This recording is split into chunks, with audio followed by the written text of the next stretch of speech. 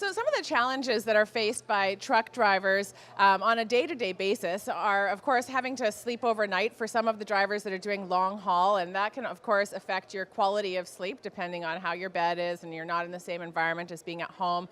Eating on the road, which is really what I'm going to focus on today in terms of strategies to help ensure that your health is maintained while you're away, not just when you're at home. Some of the common habits that I understand truck drivers have, of course, stopping at fast food because it's more convenient and it's economical, but not always that nutritious. And even some of the salads and things that are available at these fast food outlets aren't necessarily particularly nutritious.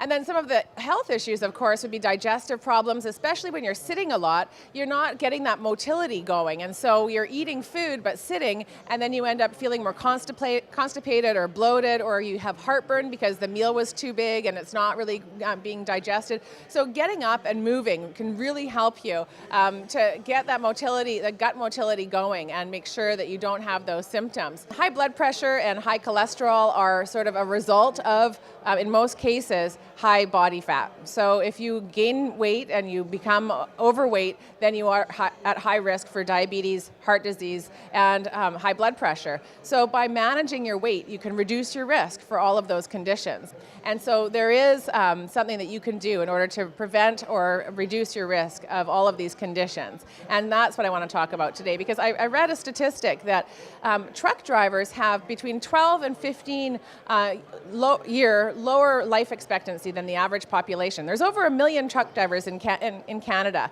So that's like a 33rd of our population, and they have a lower life expectancy of 12 to 15 years. That's not okay. We can't have that. We need truck drivers. We all are affected by truck drivers.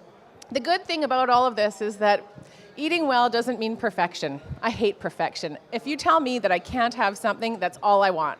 I want people to be able to think about eating in a really balanced way. So I have an 80-20 rule. If you make healthy food choices 80% of the time, so that's the green part, then it's okay to have not so healthy food choices 20% of the time. And that, to me, is really important. So it allows you to make the choices where you say, okay, today I feel like having French fries. It's going to fall into my 20%, but at least I know I'm getting my 80% in all the rest of the food that I'm eating. So instead of having a list of forbidden foods that you can never have, oh, I can't have bread, I can't have rice, I can't have all this stuff. Instead, say, I need to make sure I get my 80%. And if I have room, then I might still have a cookie sometimes. So by having small feedings, having breakfast and then a snack in between and just topping up your blood sugar levels, it helps you control your appetite, it increases your metabolism, and it also prevents you from using muscle for fuel. According to the Canadian Community Health Survey of truck drivers, 70% of truck drivers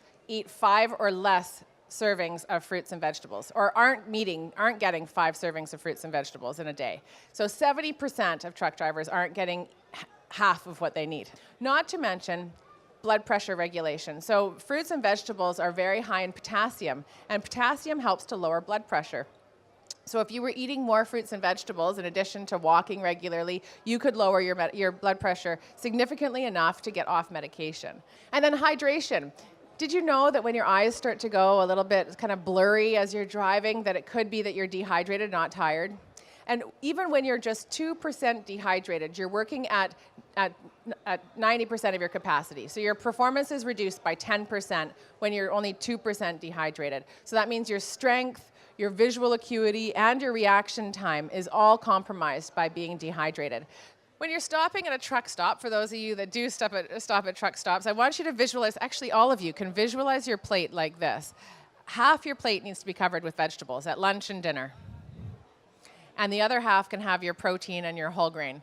And if you can always cover half your plate with vegetables, you will find that you eat less of all the other stuff, and you will get that 8 to 10 servings of fruits and vegetables, or for women, 7 to 8 servings of fruits and vegetables. So it doesn't have to be all salad. It can be some salad and then some cooked veggies. Activity is probably one of the most important components of being healthy. So with food, activity, and rest, it's the triangle.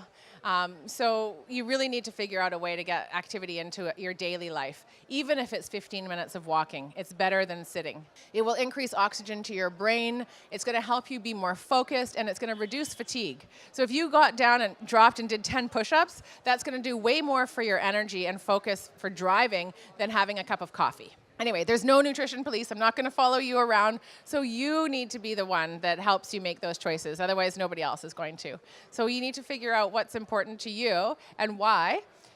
Because you want to live a long, healthy life, being able to get up and move around and do all the activities that you enjoy. So to do that, there are steps.